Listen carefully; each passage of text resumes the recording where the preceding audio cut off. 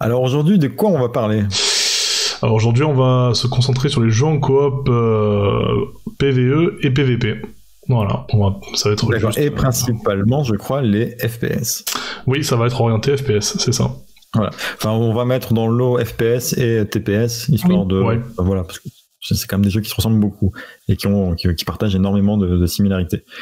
Est-ce qu'on va aller jusqu'à définir pour Monsieur A ce qu'est un FPS et un TPS? Alors FPS, on est sur un first person shooter, donc c'est un jeu de tir à la première personne, et le TPS c'est third person shooter, donc à la troisième personne, c'est-à-dire qu'on se voit de dos, on voit le personnage qu'on incarne pour jouer. Je pense que c'est une définition bien résumée, non? Ça me paraît plutôt pas mal.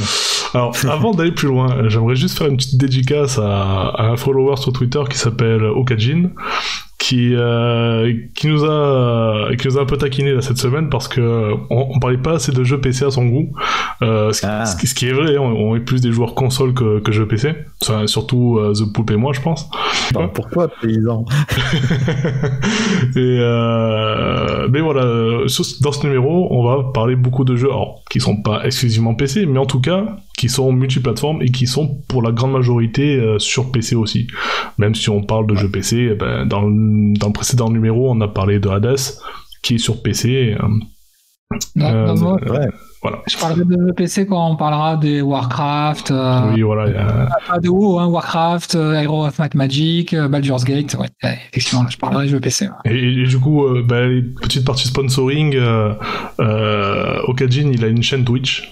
Donc qui s'appelle Okajin TV et en fait il stream des jeux.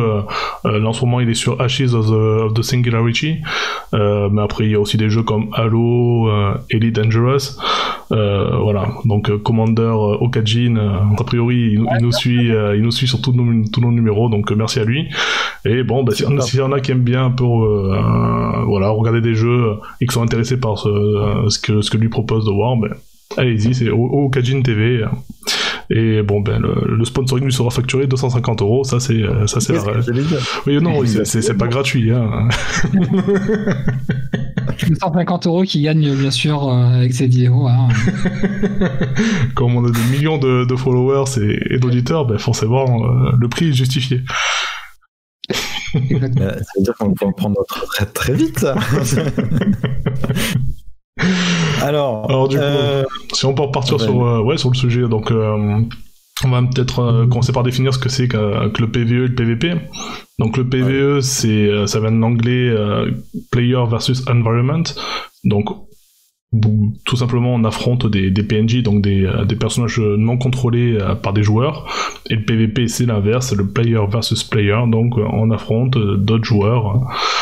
C'est aussi simple que ça. Donc on va se concentrer sur des jeux où on affronte et d'un côté uniquement des PNJ et de l'autre où on affronte des vrais joueurs. Ça me paraît assez transparent une fois qu'on connaît l'acronyme, enfin une fois qu'on sait à quoi correspondent les lettres. C'est ça. Et qu'on parle un petit peu anglais, ce qui n'est pas le cas de Monsieur A, donc Monsieur A, c'est pour toi. Ok, t'avais d'autres choses à préciser? Non, je pense que là on a bien défini au moins les premiers concepts les plus importants. Ok, alors moi je tiens à préciser quand même qu'on va pas parler de tous les jeux qui entrent dans ces cases parce qu'il y en a énormément. On a essayé de faire une sélection de quelques exemples qui vont être assez parlants et surtout des jeux auxquels on a la plupart du temps beaucoup joué. Voilà, donc ça nous permet d'en parler bien. Généralement, du coup, dans un FPS en coop PvE, donc ce dont on parle maintenant, donc si Monsieur A a bien suivi, ça veut dire un jeu de tir à la première personne coopératif contre l'environnement. On va généralement avoir un nombre de joueurs limité, un environnement qui va changer de manière un petit peu dynamique et aléatoire entre les parties, sans pour autant changer tout. C'est-à-dire qu'en généralement on va avoir une map statique, mais il y a des événements qui vont s'y dérouler, des objets, des récompenses et des ennemis qu'on va y rencontrer qui vont voir leur ordre, leur quantité, leur emplacement changer d'une partie à l'autre. Vous êtes d'accord avec moi? C'est à peu près ce qu'on a vu sur les jeux. Voilà. Ouais, c'est ça. Bien résumé. C'est pas une règle absolue, mais généralement, c'est un petit peu la recette qu'on utilise.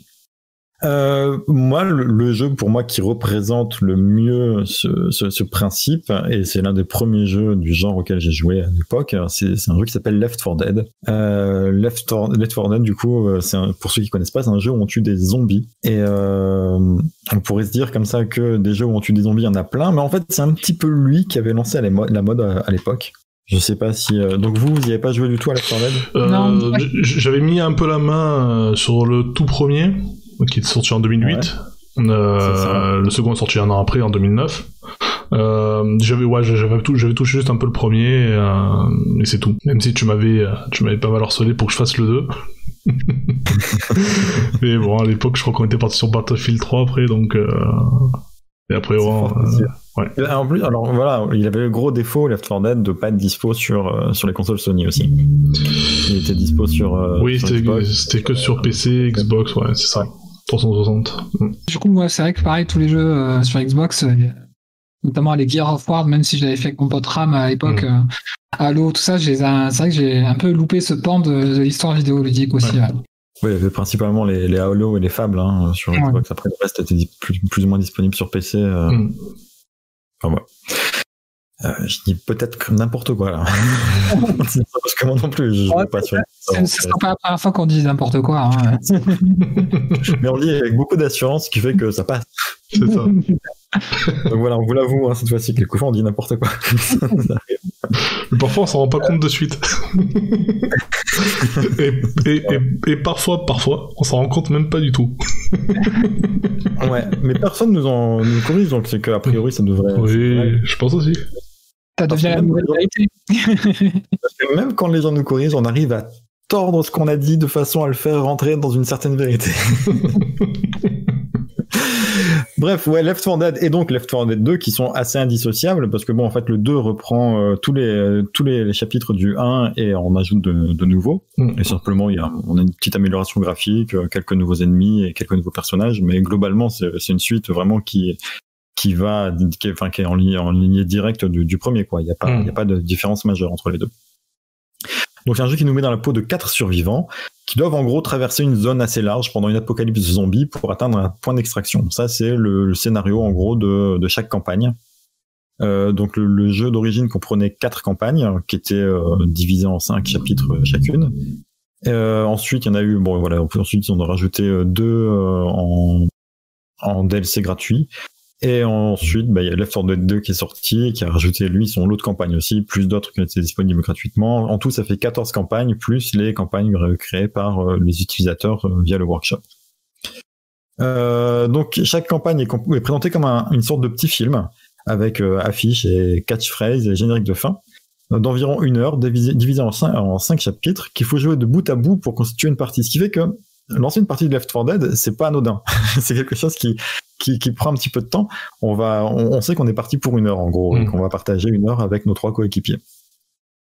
Dans ces campagnes, on va traverser tous les lieux communs, tous les tropes des films de zombies et d'horreur en général. On a de l'hôpital abandonné, du carnaval, du champ de maïs, enfin, voilà.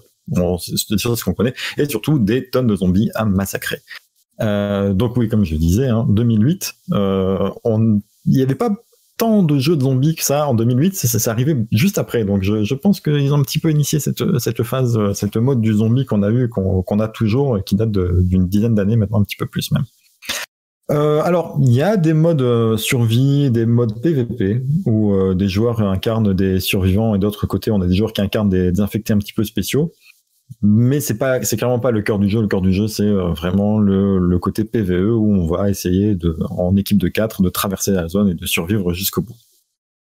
On incarne chacun un perso qui a sa propre personnalité, ses catchphrases, qui a des lignes de dialogue contextuelles avec les autres, mais qui a pas vraiment on n'a pas de différence au niveau gameplay, on n'a pas de différence entre les persos. Ils ont tous les mêmes armes, même si il y en a un qui peut avoir un flingue un petit peu différent quelquefois, mais ça sera principalement sur son aspect, enfin, à l'exception des personnages qui ont été ajoutés dans le 2, qui ont un flingue qui va faire plus de dégâts mais qui tire moins vite, mais sinon voilà, en gros ils se déplacent à la même vitesse, ils ont le même nombre de vies, enfin les personnages sont complètement interchangeables. Par contre ils ont une certaine personnalité. Et Au niveau au niveau de la narration, ça sera quelque chose, des petits morceaux de narration morcelés parsemés ça et là sur un tag, sur des éléments de décor qu'on va voir. Il n'y a pas vraiment d'histoire super importante en dehors du côté, on est au point A, il faut aller au point B pour reprendre un petit peu nos forces et faire ça 5 fois jusqu'à arriver au point d'extraction qui va nous permettre de survivre. Donc voilà pour l'idée générale de Left 4 Dead. Là où c'est un jeu, alors de prime abord, quand on commence une première partie de Left 4 Dead, on se dit oui, c'est un jeu de coop parce qu'on est 4, mais c'est tout. En réalité, ça sera de plus en plus vrai à mesure qu'on augmente la difficulté du jeu. Il y a vraiment un besoin primordial de communiquer, de se déplacer en groupe, c'est-à-dire de pas aller trop vite, de pas traîner trop derrière, de bien vérifier que les zones sont safe avant de s'engager dans des endroits où dont on peut pas revenir. Parce que on est 4, on a pas mal de vie, on fait pas mal de dégâts, mais une équipe de 4 qui passe à 3, c'est une équipe de 4 qui passe très vite à 0 en fait. Ça peut aller super vite en fait. Au niveau du game design, les éléments qui font que ça fonctionne comme ça, c'est qu'on fait en permanence planer une menace sur les joueurs qui est au travers de zombies spéciaux qui ont le pouvoir d'immobiliser un joueur en un coup. Par exemple, il y en a un qui a une langue préhensile et qui peut attraper un joueur à distance, un autre qui peut lui sauter dessus, un autre qui peut le charger. Si vous tombez sur 3 personnages comme ça et qu'il y en a un qui est à terre, c'est fini. Si vous tombez sur 2 personnages comme ça et qu'il y en a un qui est à terre et un autre qui est contre la horde, c'est fini aussi. Donc voilà, plus on va augmenter le niveau de difficulté et plus on va avoir besoin de communiquer, d'avancer ensemble et d'essayer d'amener une stratégie pour pouvoir progresser de manière assez safe. Voilà pour le principe et qui pour moi définit en gros les lieux communs qu'on va avoir dans la plupart des jeux de ce genre. Les jeux dont on va parler après sont plus ou moins calqués pas forcément calqués au millimètre près, mais se sont beaucoup inspirés de ce jeu. Certains se sont très inspirés de ce jeu. Voilà. Il y a une suite d'ailleurs, parce que moi c'est un jeu qui est vraiment très cher à mon cœur. C'est vraiment un jeu sur lequel j'ai passé des centaines d'heures. J'ai vraiment beaucoup joué à une époque, beaucoup moins aujourd'hui. Et c'est un jeu que j'avais envie de partager avec mes amis. Et généralement, je leur dis, venez, vous voulez pas qu'on trouve un jeu qui ressemble un petit peu à Left 4 Dead, et sauf que Left 4 Dead n'étant pas disponible sur console Sony, et la plupart de mes amis étant sur console Sony, on dit, non, mais on va pouvoir essayer un autre truc qui ressemble, si tu veux. On peut pas jouer à celui-là, mais on va essayer d'en trouver un autre. Là, en fait, j'ai une très bonne nouvelle pour vous. C'est que normalement, le 18 juin, s'il n'y a pas de retard, s'il n'y a pas de couilles, il y a Turtle Rock Studio, donc le studio qui a créé Left 4 Dead, qui crée sa suite spirituelle, sous le nom de Back 4 Blood, et qui devrait aussi sortir sur PS4 et PS5. Donc résoudre le problème et nous permettre de jouer à un vrai Left 4 Dead, ou en tout cas j'espère, ça a l'air d'y ressembler beaucoup, sur PS4 et PS5. Du coup c'est bien que tu parlais du fait d'avoir cherché des alternatives pour jouer sur console, parce qu'il y en a eu une qu'on a finalement trouvée en 2019, c'est World War Z. Donc qui est sorti sur PC, Okajin, c'est pour toi, PS4 et Xbox One. Et en fait c'est vrai que par rapport à ce que tu disais déjà sur les mécaniques de jeu, on est vraiment très très proche de Left 4 Dead, on est sur des parties à 4.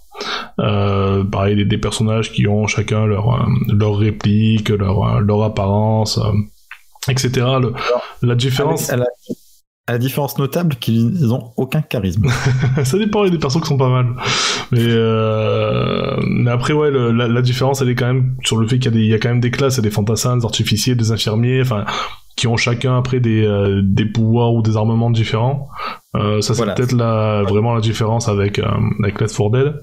Le principe du jeu, c'est qu'il intègre une campagne narrative qui est sur 4 épisodes, donc il y a 4 cartes du coup, une par épisode, donc il y a New York, Jérusalem, Moscou et Tokyo. Et depuis peu Marseille. Je crois on en avait parlé dans un numéro il y a quelques temps. Mais ouais, il y a Marseille.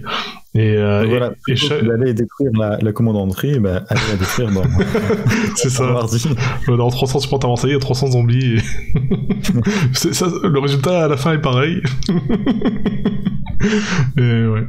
Et du coup, donc chaque chapitre comprend, chaque épisode comprend 3 chapitres. Dans lequel à la manière de Left 4 Dead. On a des checkpoints, on peut plus revenir en arrière derrière.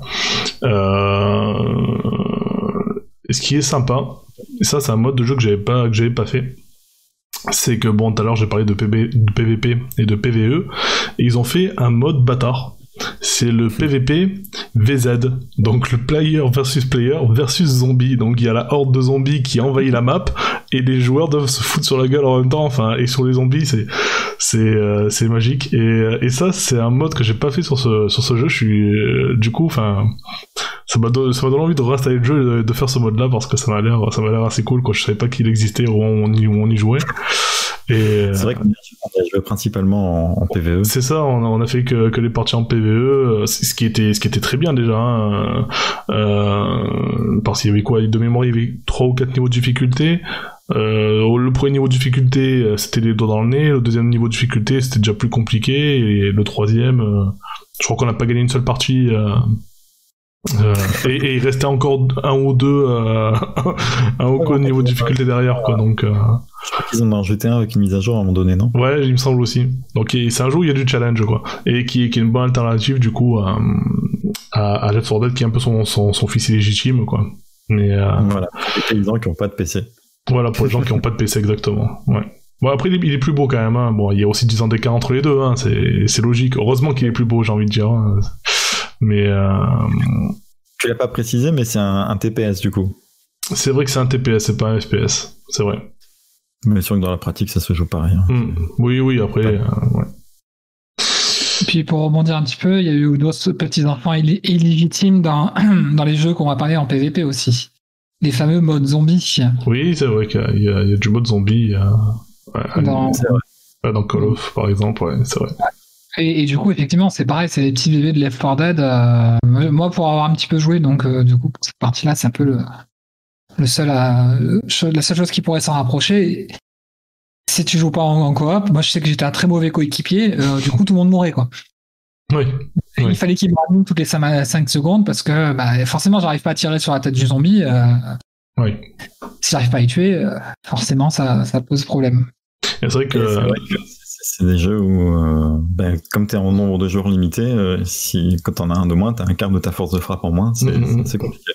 C'est vrai que dans World War Z, tout comme dans Left 4 Dead, dès que t'en avais un qui tombait à terre, derrière c'était compliqué de remporter. Au tout premier niveau de difficulté, non, ça c'était largement jouable, mais déjà le niveau juste après, c'était beaucoup plus compliqué.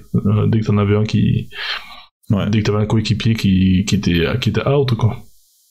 Alors, on l'a pas précisé, mais c'est vrai que souvent dans ces jeux, tu peux soigner tes coéquipiers, les relever quand ils sont à terre, voire les libérer plus tard quand ils ont été complètement éliminés. Ils sont pas vraiment éliminés du jeu. On peut les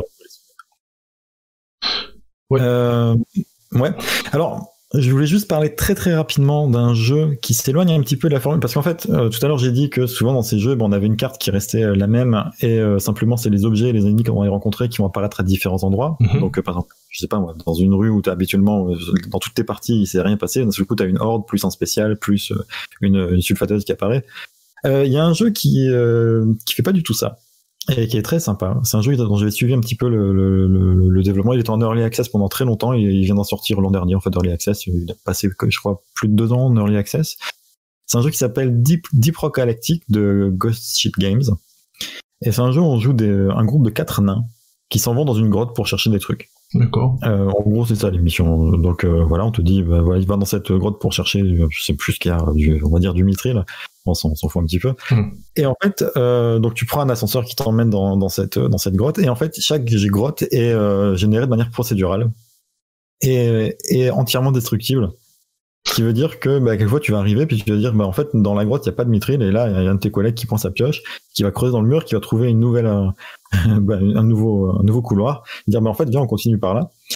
Et du coup, ça apporte un nouveau, ça renouvelle un petit peu ce côté coop, parce que là, ça se limite pas juste à être une force de frappe et un noyau qui survit. Il y a aussi mettre en commun, sa capacité de rechercher, parce qu'en fait, la mission est en temps limité. Et généralement, si tu cherches tous au même endroit, t'y arrives jamais, quoi. Parce que vraiment, tu peux creuser quelquefois. Enfin, il y a ce mur-là. ça peut être n'importe quel mur derrière lequel il y a un nouveau passage qui t'emmène vers une autre grotte et là où il y a peut-être ce que tu cherches. Ouais. Et c'est très très facile de se perdre dans ce jeu et de s'éloigner et d'avoir un groupe qui est très très éloigné. Donc contrairement aux autres jeux dont on a un petit peu parlé, où il faut vraiment très souvent rester assez soudé et avoir un groupe qui se déplace en meute, là au contraire on va devoir se séparer, avec le risque de tomber sur un groupe d'ennemis qui arrive et qui est assez compliqué à gérer quand t'es entièrement seul. On a aussi là du coup dans ce jeu un petit peu à la World War Z, on a de la spécialisation où c'est pas vraiment de la spécialisation d'armes, ça va être plus des objets. Tu vas avoir par exemple, t'en as qui a une tyrolienne donc qui va permettre de passer des gouffres ou ce genre de choses. T'en as un autre qui peut être une tourelle, enfin voilà. Et je trouve qu'il y a une ambiance un petit peu sympa. C'est toujours plus sympa les jeux avec les nains en fait. Je sais pas si vous avez remarqué, mais vous prenez un concept, vous mettez des nains dedans, c'est tout de suite plus cool. On pense bière, on pense fête, on pense voilà. C'est plus facile d'affronter l'adversité dans la peau d'un nain que dans la peau d'un elfe. Les elfes. Je suis tout à fait d'accord. Surtout, on en reparlera d'ailleurs dans le Ramène ton jeu. C'est vrai. Voilà. Donc ça c'était un petit peu pour donner une idée de ce qu'on attendait d'un jeu coop en PvE. Donc effectivement ça sera un jeu dont on va parler d'un de ces jeux-là un petit peu plus tard. Et il y a plein de jeux en fait dont on n'a pas parlé qui vont plus ou moins décliner cette formule. Il y a des jeux comme Dead Island. Je sais pas si vous l'aviez fait celui-là. Dead Island, moi j'avais fait quelques dizaines d'heures, enfin un peu moins d'une dizaine d'heures. Après il y a pas mal. Hein? Ça avait beaucoup plu. Ouais, c'était assez sympa, ouais. Réussi, ouais. Ouais. Il y a plein. En fait, après, il y a beaucoup de jeux qui sont de la coop, qui sont du PvE et qui sont en vision à la première personne, mais qui sont plus des survival. Et je sais pas si vous en avez fait. Moi, j'ai pas beaucoup joué à ces jeux-là. Je sais pas si c'est des jeux comme 7 Days to Die, Rust, The Forest, des trucs comme ça. Je vois ce que c'est. Ouais, non, j'ai pas joué. D'accord. Non. Voilà. Pourquoi on n'en parle pas? Mais on sait qu'ils existent. Voilà, je sais pas, est-ce que vous pensez qu'on a une bonne idée de ce que ça représente, un jeu en coop en PvE? Oui. Et donc on va pouvoir passer. J'ai une petite question taquine.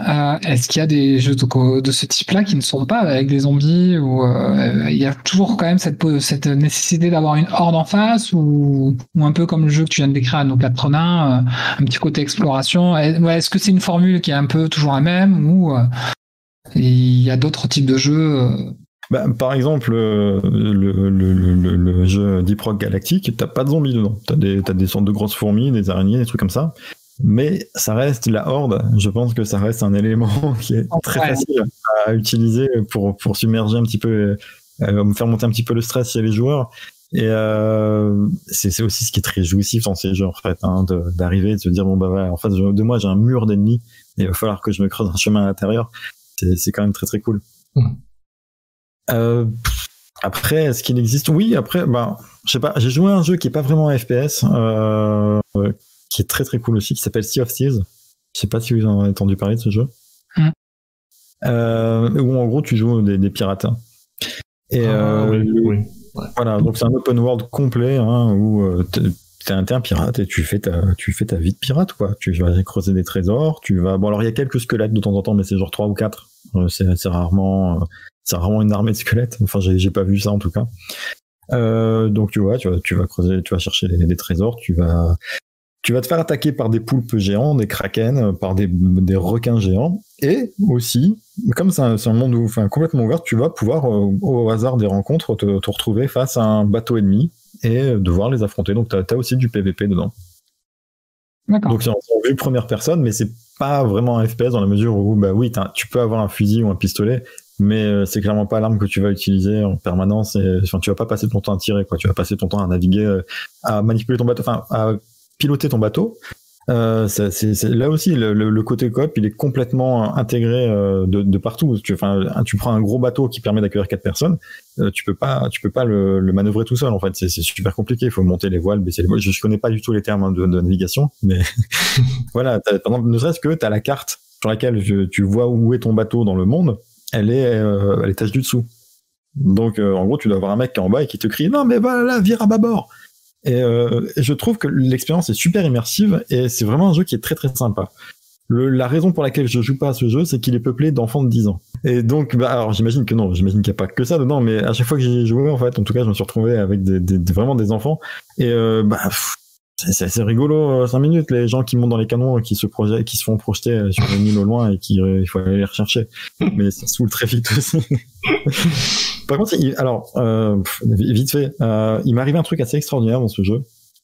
La première fois que j'ai joué, en fait, je connaissais pas du tout c'est la première fois que je découvrais le jeu, donc voilà, j'arrive dans le jeu et là, j'arrive sur un quai, on monte vite dans le bateau et très vite on rencontre un bateau adverse, on fait une bataille, le bateau coule, je remonte sur le bateau et là je pars faire des aventures en me disant quand même, il y a un truc que je comprends pas, c'est il y a un moment donné, les gens me parlent, ils me disent t'as vu le rocher là et je vois pas où il est le rocher dont il parle. Et voilà. Mais le mec qui est en face de moi, il me parle normalement, il me parle de trucs que je vois, etc. Donc tout va bien. Jusqu'à un moment donné où il m'énerve, le gars, je sais plus pourquoi, et je lui tire une balle dessus comme ça pour rigoler. Et là, je vois que je peux lui faire des dégâts. Et là, je vois que son nom apparaît en rouge et qu'en fait, je suis pas sur le bon bateau.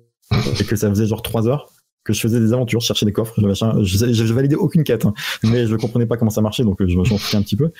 Et en fait, j'ai pendant peut-être pas 3 heures, mais pendant une bonne heure, 1 heure et demie, j'ai joué avec une équipe qui était pas la mienne. Du coup, j'entendais mon équipe en fait dans le micro à distance, et j'entendais les autres qui étaient là avec le chat de proximité, quoi. Et le truc, c'est que personne s'en est rendu compte. En fait, il y avait pas que moi. Eux non plus. Il y a un moment donné, quand j'ai commencé, parce que je me suis rendu compte que je pouvais en blesser un, je me suis dit, je vais tuer tout le monde. Je courais partout en disant, mais pourquoi tu nous tues? Je me suis senti un petit peu sale quand je les ai tous tués. Mais c'était obligé. Je sais pas, je trouvais ça. Voilà. Donc voilà, c'est pas vraiment un FPS dans le sens où on va pas, c'est pas un jeu de tir, mais en tout cas, vu à la première personne, en jeu en coop, avec une partie de PVP aussi, Sea of Thieves, ça peut être très très cool. Après, j'ai pas joué plus que ça parce que pour le problème que j'ai souligné un petit peu avant. Donc, est-ce qu'on passe à la deuxième partie qui concerne du coup les jeux en coop en PVP? Allez, c'est parti. Donc, qu'est-ce qu'un jeu en coop en PVP? Parce que, oula, pardon. A priori, on pourrait se dire que tous les jeux en PVP qui jouent en équipe sont des jeux coop, puisque on fait tous partie de la même équipe et que donc on est obligé de coopérer pour atteindre la victoire. Mais je suis pas d'accord avec ça. Non, malheureusement les dans un monde de bisounours, donc ça fonctionne pas. Il y a très peu de jeux en fait au final qui fonctionnent vraiment comme ça, quoi.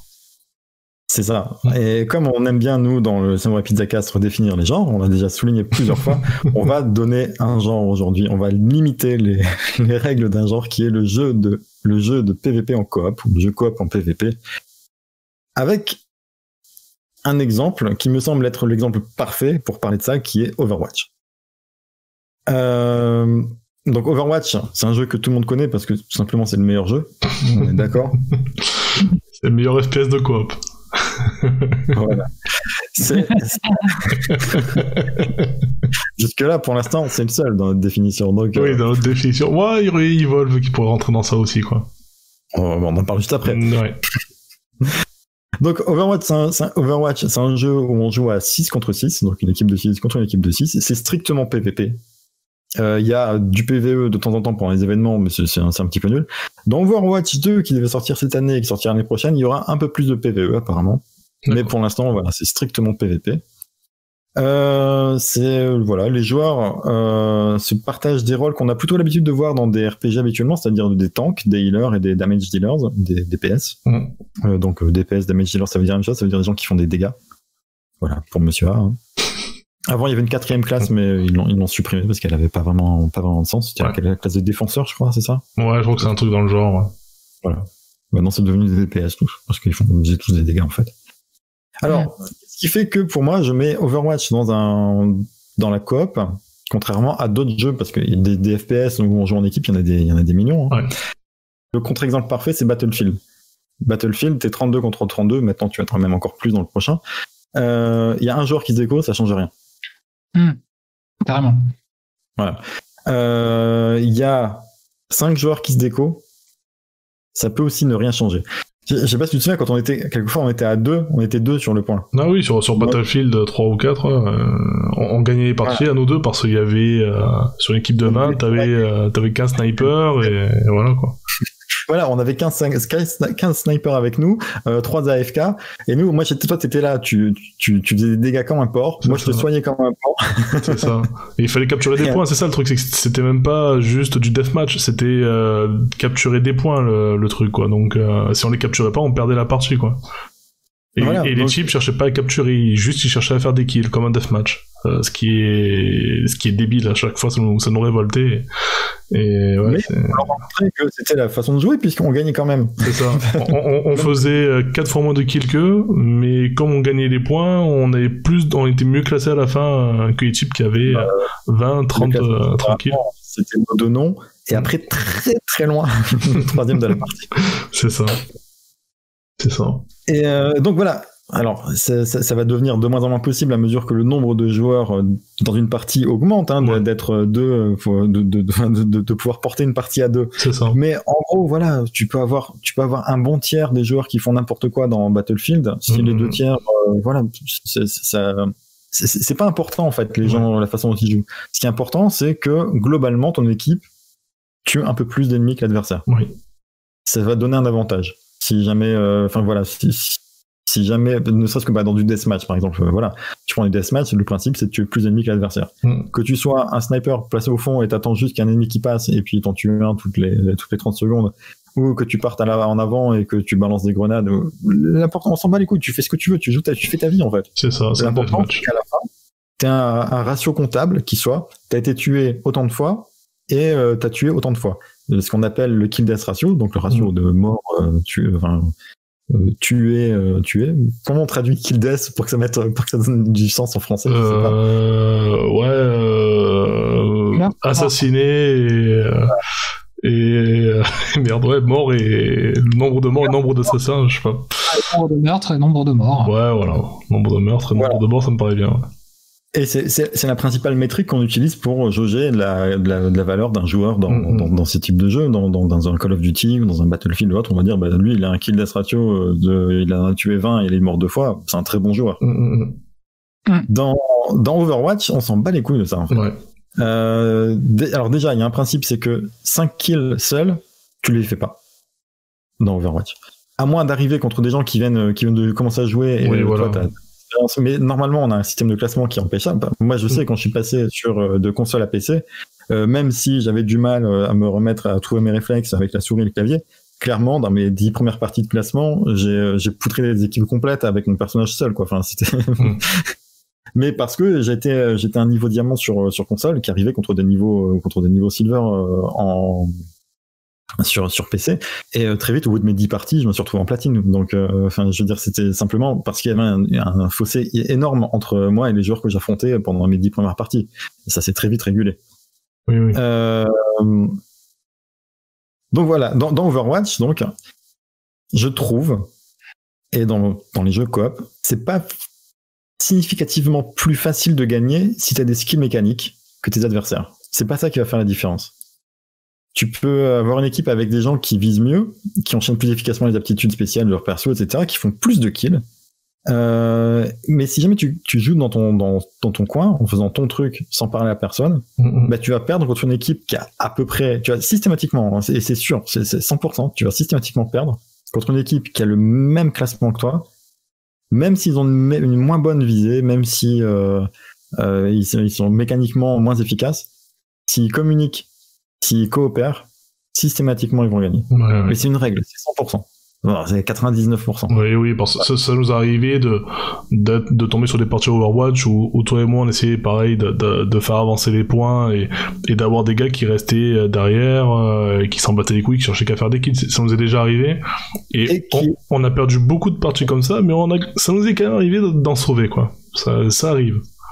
Voilà, mais quand tu joues avec tu joues avec une équipe qui communique à fond, bah même si jamais tu rates un coup sur deux, oui. Le fait que tu vas pouvoir en faire 2 fois plus parce que tu vas survivre, parce que tu as un bon heal, parce que tu as un tank qui te protège, ben ça va te permettre de gagner. En général, si tu joues bien, oui, c'est quand même pas garanti, mais en tout cas, si tu as une équipe en face qui coopère moins, t'as de grandes chances de l'emporter si de ton côté il y a un jeu d'équipe qui est plus développé, ouais, ça c'est sûr.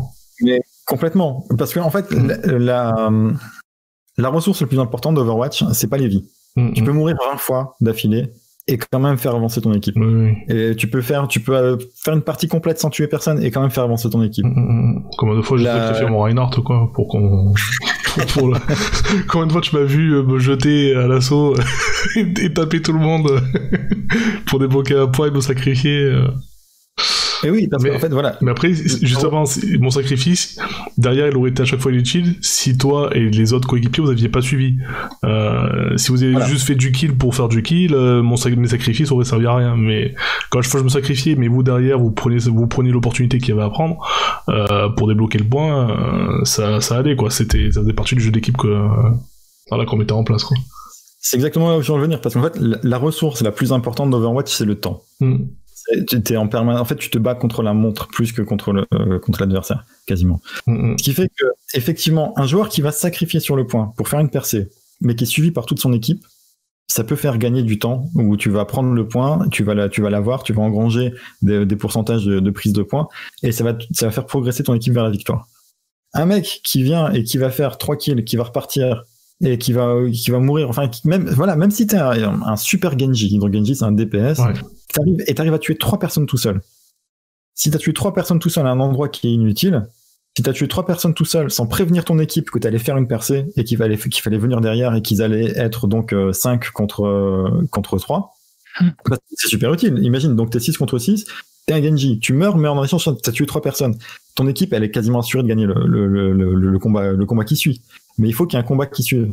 C'est ça. Le truc, c'est qu'un Genji qui part tout seul sur le point, si à aucun moment il peut communiquer, les gars, suivez-moi parce que là, je vais aller faire une percée, je vais mourir, c'est pas grave, mais derrière, vous enchaînez et vous les éclatez, l'équipe sait pas ce qui se passe devant et va rester en arrière en se disant, bon, bah écoute, là, il est parti mourir, on attend qu'il réapparaisse. Voilà. Et pareil, en fait, le problème, c'est que le jeu donne un mauvais feedback là-dessus. Le jeu te récompense pour le nombre de dégâts que tu as fait, le nombre de kills que tu as fait, il te donne des médailles. Ce qui est vraiment pas un bon, comment on dit, incentive en français? Une bonne motivation. Ouais. Parce que, il y a des persos, tu parlais de Reinhardt. Reinhardt, je pense que c'est l'exemple le meilleur exemple. C'est Reinhardt, c'est le tank le plus, un peu emblématique de la série. Reinhardt n'a pas d'arme à feu. C'est ça, il est obligé d'aller au corps à corps. C'est pas un perso avec lequel je fais des stats, même si j'arrivais à me faire des stats pas dégueu avec lui. Mais c'est pas un perso qui est fait pour, normalement. Mais voilà, Reinhardt, son skill principal, c'est de générer un gros bouclier qui pousse devant lui et qui protège ses coéquipiers derrière lui. Si jamais Reinhardt, il arrive, il a son bouclier et il y a personne derrière à protéger, Reinhardt, il sert à rien. Ah, il souffre. S'il y a un gars qui le prend par devant pour faire du verso et un gars qui le prend par derrière pour le tirer dessus, c'est fini, quoi. Tout Reinhardt qu'il est, quoi. Sauf quand alors que Reinhardt, s'il peut avancer, parce que derrière, il y a des healers qui le soignent le temps qu'il repose son bouclier, il y a des DPS qui font des dégâts pour tuer les ennemis qui lui font des dégâts, il arrive, il peut passer sur la ligne de l'ennemi, il peut les éclater. Ah, bien sûr. Il devient imbattable. Un Reinhardt avec un healer et un troisième larron qui vient un peu apporter du support, il défonce tout, il peut faire gagner une équipe à lui tout seul presque, hein. Enfin, du coup pas à lui tout seul parce qu'il aurait dû au moins un healer et quelqu'un qui viendrait l'aider, mais voilà, il peut être décisif, quoi. Son coup a une portée qui est mine de rien, qui est assez sympathique, et surtout un rayon qui va frapper plusieurs ennemis à la fois, qui va charger très vite son ulti, qui va permettre de mettre son ulti, il est absolument dévastateur, je pense qu'il est bien utilisé. Le coup de marteau, ça. Et voilà, par exemple, là, quand je dis ça, on a l'impression que du coup, c'est facile, Overwatch, tu coupes le micro, et puis tu suis Reinhardt. Ouais. Sauf que tu fais ça, t'arrives Reinhardt contre Reinhardt. Ça, c'est une partie qu'on voit dans les jusqu'en gold, on voit ça tous les jours, hein. T'as un Reinhardt, en face t'as un autre Reinhardt, et t'as une équipe derrière. Ça s'appelle pas coopérer, ça s'appelle suivre bêtement la première règle que t'as appris dans le jeu. Non, là, c'est là que tu dois dire à ton FPS, écoute, toi, tu vas flanquer, donc flanquer, ça veut dire que tu vas passer sur les côtés, et tu vas aller tuer leur Reinhardt, comme ça, ils auront plus de bouclier, et nous, on les éclate. Ça, t'as besoin, tu peux pas jouer à ce jeu sans micro. Tu peux pas jouer à ce jeu sans coopérer. Alors, il y a plein de gens qui jouent à ce jeu sans coopérer, hein, et qui te disent, mais moi, je comprends pas. Je suis le meilleur DPS à chaque fois. Je fais le plus de dégâts, je fais le plus de kills, et je monte pas. Je suis dans le LOL. Je sais pas si vous connaissez le principe de LOL. Vas-y, explique-moi. Enfer, Elo. L'Elo, c'est quelque chose que tu dois connaître, The Pulp. Ah, c'est pour les échecs. C'est ça vient des échecs. Ouais. Tu peux nous expliquer vite fait ou En gros, enfin, j'ai jamais eu véritablement une définition précise, mais j'ai compris là un petit peu le principe. Hein. C'est une sorte de classement en fonction des capacités aux échecs. Donc, en général, quand tu es un grand maître, tu tournes autour de 2000 Elo. Et quand tu es débutant, c'est plutôt aux alentours de 1200, voire inférieur, quoi. Et en gros, un peu comme tu expliquais sur les aménagements de partie, c'est-à-dire que du coup, tu vas rencontrer des joueurs de ton niveau, ils vont les classer effectivement en fonction des lots. Dans les tournois, tu fais des tournois entre deux catégories d'élo. C'est-à-dire, tu vas pas jouer contre des grands maîtres si tu es à 1200 Elo. Quoi. Oui. Ben voilà, c'est ça. Donc l'idée c'est que en gros, imaginons que t'as 2000 Elo, ben t'as 50% de chance de battre une autre équipe qui a 2000 Elo. Alors que si t'as 2050 et qu'ils ont 2000, bah t'as plus de chances de gagner contre eux. Et enfin voilà, en gros, hein, c'est l'idée quoi. C'est de pouvoir faire rencontrer des équipes ou des gens. Enfin, du coup, il n'y a pas d'équipe aux échecs. Là, je suis revenu sur Overwatch, mais vous l'avez compris. L'idée, c'est de permettre aux gens de se rencontrer entre niveaux. Et donc, il y a des gens qui disent, mais non, mais moi, je comprends pas. Comment ça se fait que je suis classé Gold alors que parce que dans Overwatch, du coup, ça s'appelle le SR pour Skill Rank, et c'est le même principe. Et c'est simplement, c'est un score qui est calculé sur tes victoires et tes défaites. À chaque fois que tu vas gagner, tu vas monter un petit peu. À chaque fois que tu vas perdre, tu vas baisser un petit peu. Donc, c'est juste ça, en fait. La seule métrique qui est importante dans Overwatch, c'est est-ce que tu gagnes. Et la façon de gagner dans Overwatch, c'est pas en disant, bah, moi, je comprends pas, je suis Gold alors que je fais plus de dégâts que la plupart des DPS que j'ai croisés. On s'en bat les couilles, en fait. Si tu fais des dégâts mais qui servent à rien, ben, tu fais pas avancer ton équipe. Et si tu fais pas avancer ton équipe, tu perds. Et si tu perds des SR. Et donc, tu descends. Et donc, voilà. Si je peux apporter un petit complément, il y a une autre mécanique, en tout cas un autre aspect qui est important dans Overwatch, en tout cas à toi de me confirmer hein, si tu es d'accord avec ça ou pas, mais c'est le fait de maîtriser plusieurs classes. Ça aussi, ça fait partie indirectement du jeu en équipe, parce que tu vas aussi t'adapter à tes coéquipiers. Et bon, pour moi, on a évoqué le Reinhardt, mais à côté de ça, je savais jouer à Lucio, je savais jouer Pharah, je savais jouer Soldat, qui était, voilà, pour un, c'est un healer, les deux autres, c'était des attaquants. Pour toi, tu étais aussi sur, comment elle s'appelle, Symmetra, tu étais sur Ange, non, elle s'appelle comment elle déjà j'ai un trou. Ouais, c'est ça. Moi j'ai fait tout. Moi je suis ce genre de prostituée du heal. il y avait aussi la russe là, je l'adorais celle-ci, j'ai plus son nom en tête. Zaya, ouais. Zarya. Enfin voilà, toi comme moi, on maîtrisait plusieurs classes, et en général les joueurs qui étaient assez bons coop qu'on rencontrait dans nos parties, c'était des gens aussi qui maîtrisaient plusieurs classes, plusieurs persos, et ça c'était hyper important, parce que du coup ça pouvait un peu varier les tactiques, parce que vu que chaque personnage a ses qualités et faiblesses, selon les parties et selon l'adversaire que tu as en face de toi, la composition d'équipe que tu as en face de toi, tu dois aussi t'adapter et changer, toi, les personnages avec lesquels tu vas jouer. Donc il y a cet aspect-là qui est hyper important dans Overwatch. C'est effectivement, en fait, j'en étais quasiment là. D'accord, ok, excuse-moi. C'est vraiment aberrant. Parce que c'est vrai que j'en ai parlé de manière un peu anecdotique en disant qu'il y a plusieurs classes, mais en fait, il faut savoir que chaque personnage dans Overwatch se joue de manière considérablement différente. Et ça a posé des problèmes, parce que comme c'est un FPS, la plupart des gens veulent jouer comme un FPS, c'est-à-dire faire des dégâts, tuer des ennemis. Et ce qui fait que les compos d'équipe, pendant très longtemps, ça a été un petit peu compliqué quand on arrivait avec des joueurs qu'on connaissait pas, parce qu'en fait, tout le monde se jetait sur les DPS, et on arrivait dans des équipes où il y avait 4 DPS, et il y avait toi en tank et moi en healer. C'était compliqué. C'est tellement problématique qu'en fait Blizzard a décidé à un moment donné de dire, bah en fait non, tant pis, mais les gars, vous faites tellement n'importe quoi que là on va vous bloquer la possibilité de faire la compo que vous voulez. Ce sera du 2-2-2 partout maintenant, tout le temps. C'est 2 healers, 2 tanks et 2 DPS. Alors ça s'est un peu assoupli depuis, hein. Maintenant on a le choix. En fait, il y a 2 classements différents, un classement où on va jouer en composition libre, et un classement où on va jouer en composition donc 2-2-2. Mais oui, et c'était très problématique, parce qu'il y a eu des périodes intermédiaires où on pouvait. Alors maintenant, en fait, on a une queue différente pour chaque rôle. C'est-à-dire qu'on peut dire, bah moi, je veux jouer healer quoi qu'il arrive, ou moi, je veux jouer DPS quoi qu'il arrive. Donc avec des temps d'attente différents, parce que forcément, il y a plus de de gens qui cherchent au DPS, donc il faut attendre jusqu'à 10 minutes, alors que healer, généralement en 30 secondes, on trouve une partie. Mais parce qu'au tout début, quand ils ont imposé le nombre de rôles, ben, on avait des gens qui arrivaient qui disaient moi je veux jouer au DPS, mais le DPS était déjà pris. Il y avait déjà 2 DPS dans l'équipe, donc ils pouvaient pas. Et c'est des gens qui savaient pas du tout jouer healer ou tank, qui pensaient, parce qu'ils se disaient en fait il suffit de faire des dégâts avec un autre skill set. Sauf qu'en fait non, donc t'arrives dans des parties où c'était une partie, une équipe qui était censée être diamant par exemple, et dedans les healers c'était des healers qui avaient jamais healé et qui étaient des healers silver ou gold, donc qui avaient une idée du jeu, qui savaient pas comment parce qu'en fait tu fais pas du tout attention à la même chose quand t'es healer ou quand t'es DPS dans sur les situations. Par exemple il y a un ennemi qui sort un ulti, le temps qui va essayer de mitiger les dégâts au maximum pour son équipe. Le healer en général il va essayer de se barrer parce que c'est une cible privilégiée et assez fragile. Et le DPS par contre lui il va essayer de tuer l'autre ennemi avant qu'il ait le temps d'accomplir de compléter, enfin de finir son ulti et de le déclencher quoi. Donc tu vas pas regarder aux mêmes endroits, tu vas pas viser les mêmes objectifs, tu vas pas, c'est une autre logique, hein. C'est quelque chose qui est complètement différemment. Et même entre personnages, entre 2 tanks, ça n'a rien à voir. Enfin, est-ce que t'as un bouclier et t'arrives et tu le poses devant toi et t'avances avec? Est-ce que tu peux poser un bouclier à un endroit stratégique et il bougera pas pendant plusieurs secondes et donc ça veut dire que t'es coincé à cet endroit-là? Enfin, tu réfléchis pas de la même manière, tu te déplaces pas pareil, tu te positionnes pas pareil, tu vises pas les mêmes ennemis. Donc effectivement c'était très problématique d'avoir des joueurs qui arrivaient, qui étaient frustrés et qui étaient obligés de jouer un rôle qu'ils maîtrisaient pas et qui n'avaient pas envie de jouer en plus surtout. Enfin voilà, c'était marrant pour personne. Donc là la solution aujourd'hui c'est de dire tu fais la queue pour le rôle que tu veux jouer et donc t'attendras plus ou moins longtemps et voilà, ce qui est à peu près satisfaisant pour tout le monde. Ouais. En fait, ouais.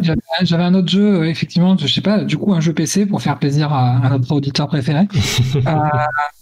Avec lequel je jouais avec des potes, justement un grand fan d'Overwatch, spécial dédicace à Rémi. Et du coup, et aussi en tant qu'affaire, Nicolo et Guillaume, on jouait à DOD, à Day of Defeat. Je sais pas si vous connaissez ce jeu. Ouais, c'était un mode de Counter-Strike de mémoire, c'était ça? C'est ça. Ouais. Et je trouve que dans ce que tu dis, ça reprend effectivement cette mécanique de coopération. C'est-à-dire que le but, tu devais crever 45 fois dans ce jeu. Moi, j'étais une cave comme dans tous les FPS. Mais pour le coup, je m'éclatais vraiment dans ce jeu parce que des fois, en fait, je me sacrifiais juste pour prendre un drapeau, pour faire avancer l'armée sur laquelle je représentais. Parce qu'effectivement, ce DOD, c'est soit tu jouais l'Axe, soit tu jouais l'Alliance, si je dis pas de bêtises. Et en gros, les Britanniques ou les Américains versus les Allemands. Et du coup, c'était très intéressant ces mécaniques de jeu. Là, vous entendez parler d'Overwatch que j'ai à peine touché, j'ai plus regardé que touché. Écoute, je trouve que cet aspect stratégie, on le retrouve pas dans les Call of justement, donc j'ai beaucoup plus joué de par ailleurs. Et je pense que c'est ça en fait qui fait l'intérêt majeur du jeu, au-delà de son aspect graphique.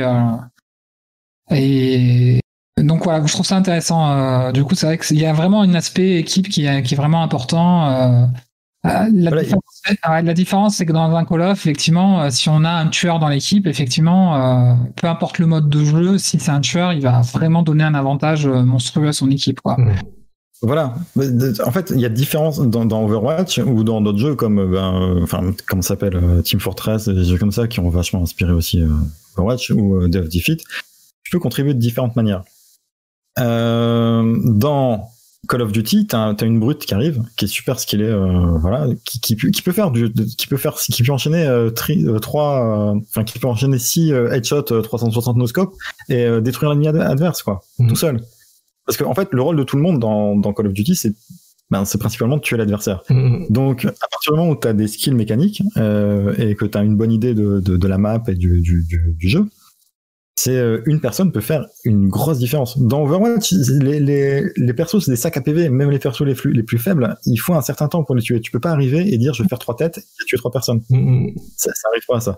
Donc nécessairement quand t'arrives et que t'es contre 3 personnes, tu pars perdant. Même si dans de rares circonstances tu peux y arriver, faut vraiment que t'aies un coup de bol ou que les joueurs en face soient vraiment beaucoup moins bons que toi. Mais la plupart du temps tu t'en sors pas. C'est pas aussi, c'est pas du tout le même type de rapport que tu peux avoir dans d'autres jeux, dans d'autres FPS multijoueurs. Aussi à une mécanique de level design, effectivement, la façon de concevoir les maps, elle est très différente dans les deux types de jeux.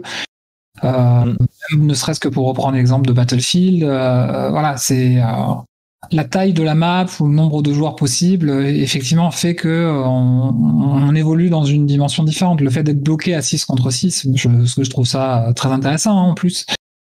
Souvent, dans les parties de Call of, on se retrouve 8 contre 8. Donc, il y a déjà des différences. Vous parliez de Battlefield 32 sur 32. Et du coup, il y a une question par rapport à ça.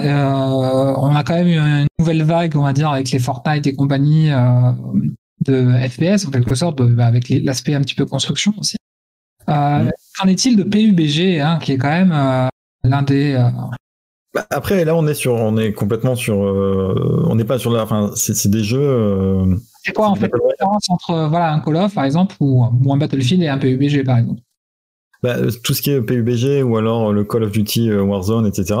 Même si... ou Fortnite, hein, même si tu as des modes en équipe, en escouade, t'es principalement là pour être le dernier survivant, donc le but du jeu c'est de tuer l'ennemi avant qu'il te voie, quoi. Ouais. Donc oui, effectivement, ça peut entraîner, ça peut faire émerger de la coopération dans le sens où ne serait-ce que dans Fortnite tu peux construire des bases, des trucs comme ça, et il faut peut-être un petit peu de coordination. J'ai vraiment pas beaucoup joué à Fortnite, je crois que j'ai joué 2 parties dans ma vie. Donc je suis vraiment pas la meilleure personne pour en parler. Je sais pas si vous avez tenté un petit peu plus. Bon, j'ai pas pu jouer que ça. Après bon, le jeu il est quand même axé sur le solo, hein, sur le plus que sur la coop, quoi. J'ai joué un petit peu plus à Warzone, et Warzone c'est un Call of Duty. T'as une escouade de 3 ou 4 ou en solo, hein. Et en gros tu tires sur tout ce qui bouge, quoi, et il faut être le premier. Donc voilà, tu pourrais, enfin, d'ailleurs, le fait que je dise 3 ou 4 ou solo de manière aussi anecdotique, c'est que ça n'a pas vraiment ça n'a pas vraiment d'importance, en fait, que tu sois 3 ou 4 ou que tu sois, à part que tu peux sauver, enfin, soigner tes coéquipiers quand ils sont à terre, tout ce que ça t'apporte. En réalité, t'es seul contre les mecs que tu vas croiser, quoi.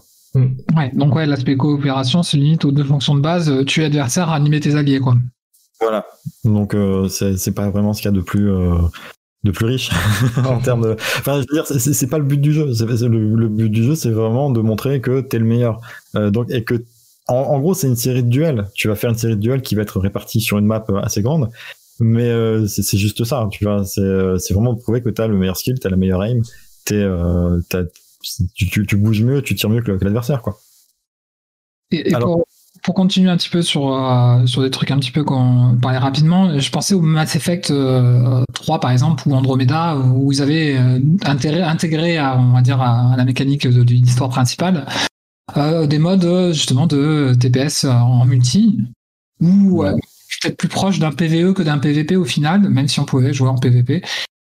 Et voilà, du coup, comment classer ces types de modes en fait aussi par rapport à ces types de jeux, parce que là effectivement c'est pareil, c'est-à-dire qu'on a besoin de différents profils, il y a des profils un peu soigneurs, des profils un peu techniques. Je sais pas si vous aviez soudé un petit peu ces modes-là dans vos parties de Mass Effect. Non, Mass Effect je l'ai soudé mais qu'en solo, je suis pas parti sur les campagnes multi. Ouais, non, moi j'ai pas joué du tout à Mass Effect 3, mais j'ai joué à pas mal de jeux qui ressemblent à ça, en fait, hein. Ouais, c'est pour ça que je dis, j'ai pas l'impression que c'est un truc spécifique à Mass Effect. Et je trouvais ça intéressant parce que moi, du coup, même si j'étais mauvais, je me régalais beaucoup plus. Encore une fois, je pense que Overwatch devrait me plaire dans l'absolu, mais c'est plus le côté nerveux du jeu qui me pose problème. Mais cet aspect un peu plus stratégique où en fait tu as besoin de l'autre pour réussir, sinon tu réussis pas, quoi. Alors sincèrement, pour un FPS Overwatch, je sais pas ce qu'il y a de plus nerveux, hein. Oui, on n'est pas dans du Counter-Strike ou... C'est ça. T'as 2-3 persos qui sont speed et enfin quand tu les joues t'es en transe, quoi, mais sinon dans l'ensemble tu peux t'es pas forcément obligé de jouer speed, quoi, surtout selon les classes que tu joues. Non, t'es bien positionné et tu tires à peu près dans la direction de l'adversaire, tu peux apporter une contribution significative à ton équipe, voilà, sans avoir à courir partout. C'est sûr que les DPS, il va falloir être, vu que là tu vas au front, t'es un peu obligé, c'est sûr d'avoir un peu de skill, mais si tu fais tank ou healer, tu peux, c'est plus posé, c'est un peu plus posé quand même. Ok. Ouais. Même s'il y a des exceptions, hein, t'as quelques healers qui vont nécessiter un petit peu de visée, t'as quelques tanks qui vont nécessiter d'être un petit peu plus nerveux, comme Diva, des trucs comme ça. Ouais. Mais généralement, c'est vrai que tu peux trouver, quel que soit le rôle, tu peux trouver un personnage où tu vas te poser et juste contribuer intelligemment à ton équipe, sans forcément être épileptique à la fin de la partie. C'est ça.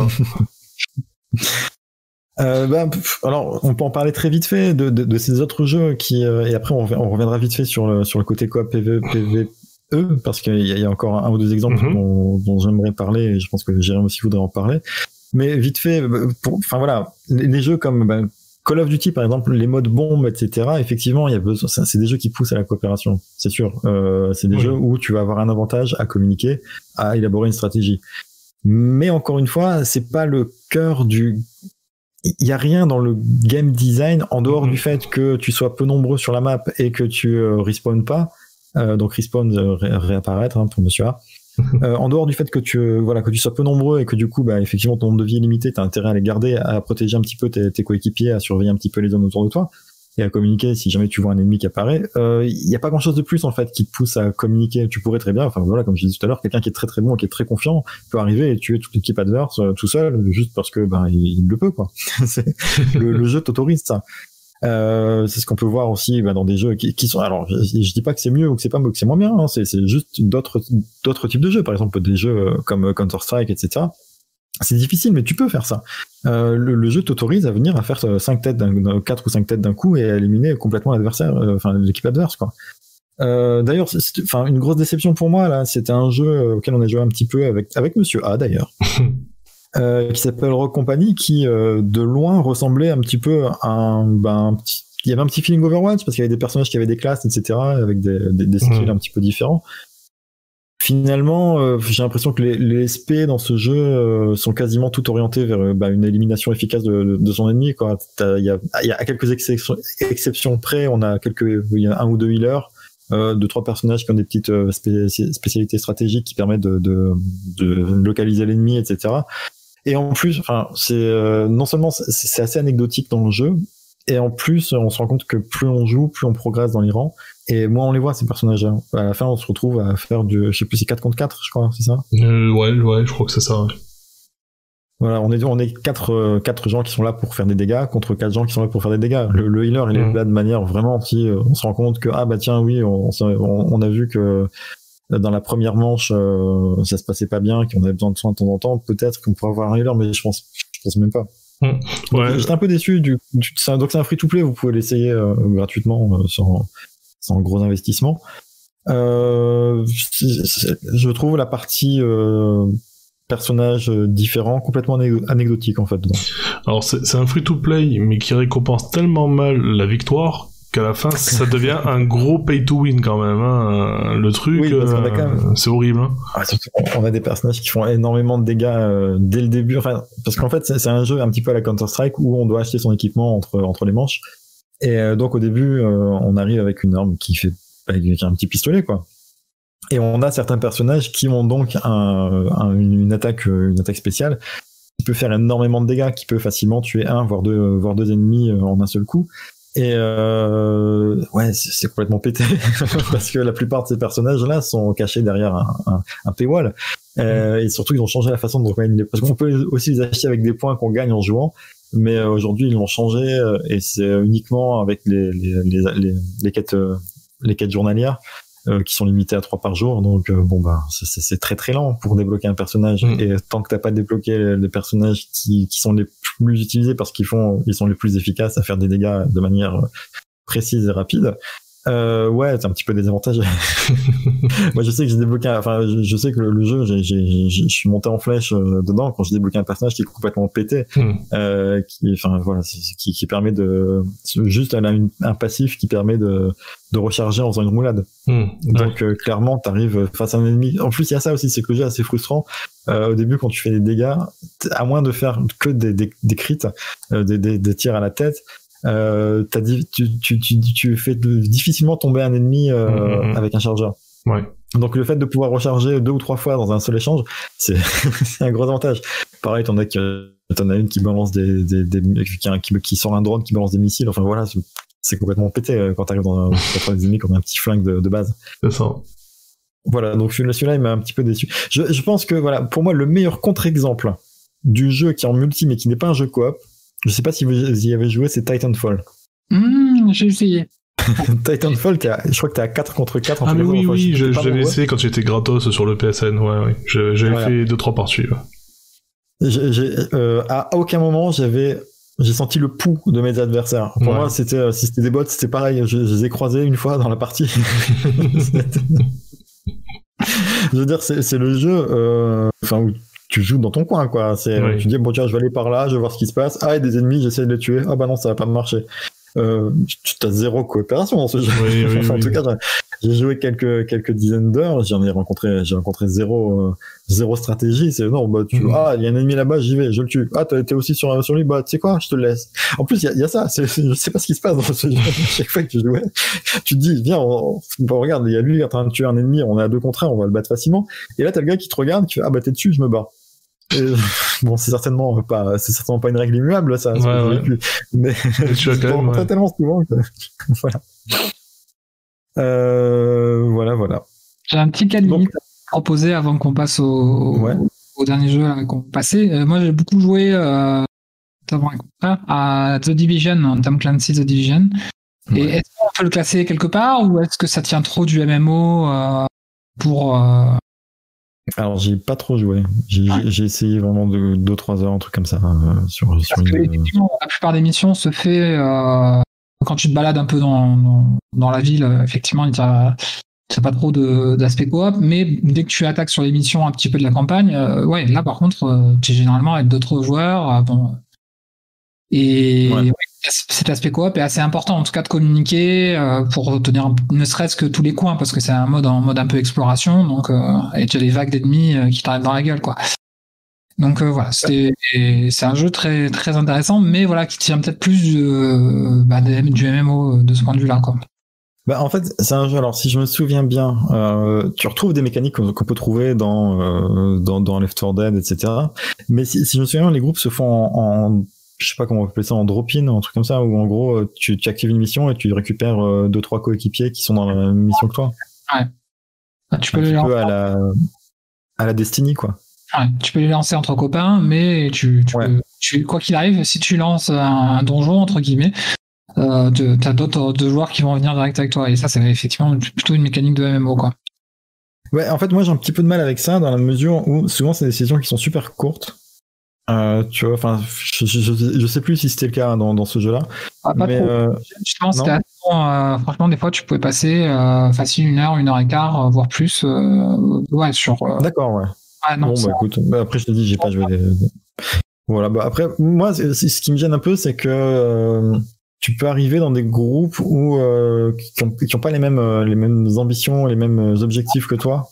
Tu as des gars qui vont se chercher, en fait, et toi, tu vas être donné à les suivre. Et il y a des moments où, justement, tu pourras un peu sympathiser avec des collègues d'un soir, parce que du coup, il y aura une véritable entente. Mais la plupart du temps, c'est vrai que tu as des gens qui jouent tout seuls avec des gens qui jouent tout seuls. C'est sûr. C'est un petit peu l'impression que j'ai eu. Enfin, c'est l'impression que j'ai eu aussi dans Destiny, d'ailleurs. Hein. Non, mais il y a toujours ce côté, effectivement, moi, c'est un petit peu la conclusion de mon côté, parce que j'ai pas un genre de jeu auquel je joue beaucoup et que je suis pas bon, donc déjà ça aide pas. C'est que c'est effectivement tout le principe même dans le nom, hein, la coop. Si tu fais pas ça avec des potes, je trouve ça beaucoup moins intéressant que. Enfin moi, j'y joue pas en fait, quoi. Si je joue pas avec des potes, je joue pas à ce genre de jeu, quoi. Alors moi c'est un truc, Left 4 Dead, la raison pour laquelle j'adore Left 4 Dead, c'est que je me suis fait des potes dedans, en fait, dans Left 4 Dead. Parce que tu survis pendant 1 heure en mode réaliste.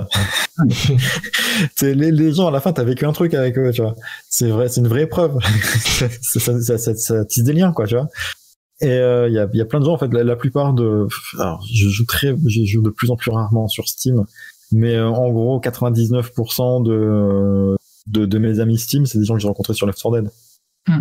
Tu as beaucoup ça dans les call-off aussi, hein. Moi me souviens, mon frère, il a parti de la team. Effectivement, le but, c'était de jouer avec la team.